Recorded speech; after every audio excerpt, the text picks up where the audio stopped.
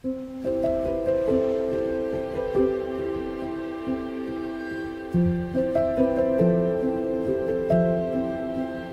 mahal. Naiyak ako. See you later. I can't wait to get married to you. Truly, this is the day that the Lord has made. We will rejoice and be glad in it. He is faithful and He's a promise keeper. And I can't wait to spend forever with you, with God at the center. I love you and I'll see you later. Naman ako, wala pa!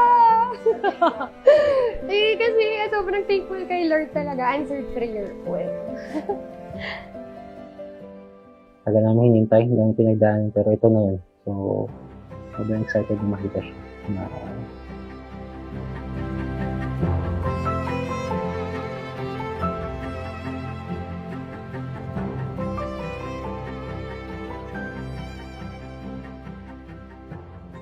Ano kasi, si Lord talaga yung nagsulat ng story na to and it was already orchestrated. Sinulat niya na to before, we're just living in the moment na in-orchestrate ni Lord. We're holding on to Jeremiah 29:11. Tunay nga na yung plans ni Lord ang mag-prosper. He will not leave us nor forsake us. And ito na nga, answered prayer kasi JC. Sobrang blessed and thankful.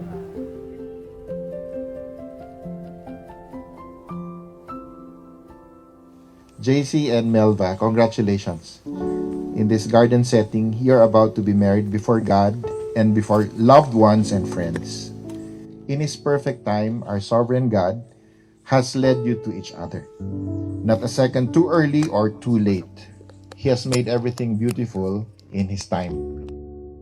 Si JJ. So may pin tayong lahat. Para kasama May picture ni JJ. May picture. Melba, you are a gift of God to all of us. Your worth can never be measured except by our heart. With you and never get tired. You're my piece of heaven on earth. Oh, you make it all worth it. You're the reason I keep hitting snooze just to stay next to you. Over and over and over again. Over and over again. Mahal ko, sa wakas, sa araw na ito, napatunayan kong totoo ang panalangin. Hindi kita hinanap. Ibinigay ka ng Diyos sa tamang panahon.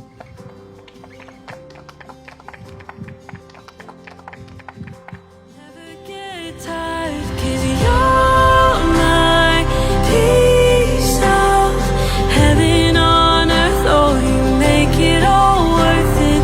You're the reason I keep hitting snooze just to stay next to you. Over and over and over again. I can't wait to do this with you. Over and over and over again. Sobrang excited po. Sobrang excited po na makita po siya, maikasal po sa kanya. Kahit po mixed po yung emotions, kinakamahan, pero sobrang excited and happy po na dumating na po yung araw na inaantay po namin, na binigay po ni Lord. Perfect timing po. Last year, October 12, 2024, nag-comment ako sa story mo. Sabi ko, ganda. Salamat sa pag-reply. Kasi sa side ng story ako po, nagsimula yung magandang storya namin dahil sa pag-reply niya. Hindi yun ako.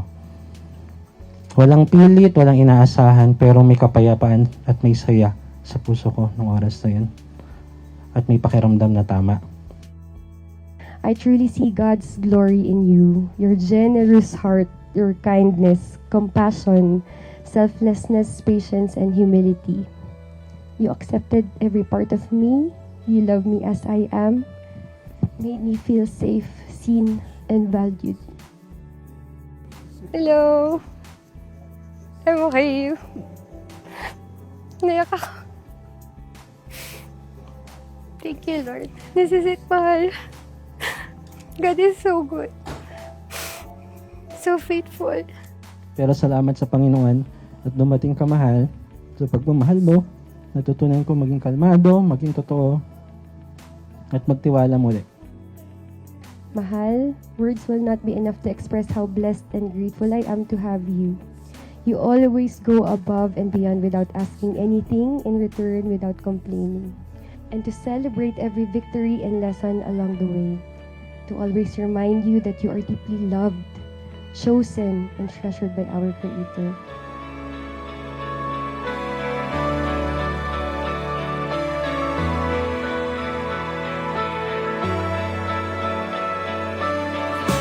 Finally here at your feet again.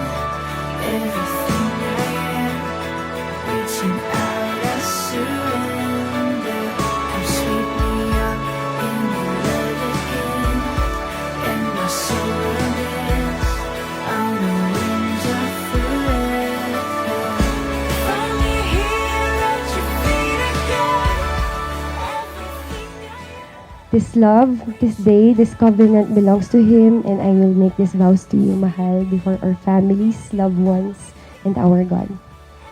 I vow to love you as Christ loves us, when with patience, grace, forgiveness, and joy. Keep yourself only to her, so long as you both shall live. Yes! Will you have JC to be your wedded husband, so long as you both shall live? I do!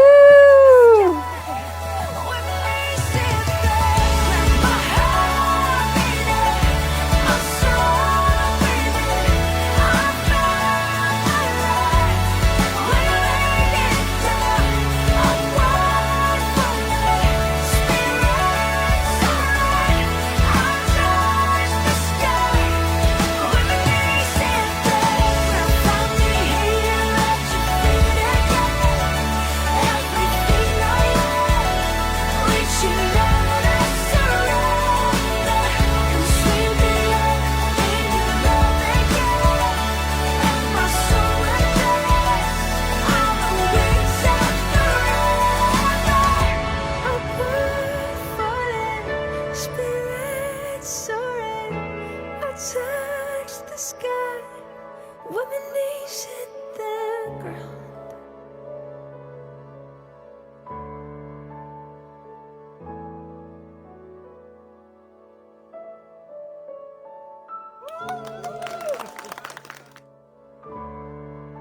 And I vow to walk with you into the future God is writing for us, trusting Him, knowing that whatever lies ahead, He has already gone before us. I love you, and by God's grace, I will love you until we see His face.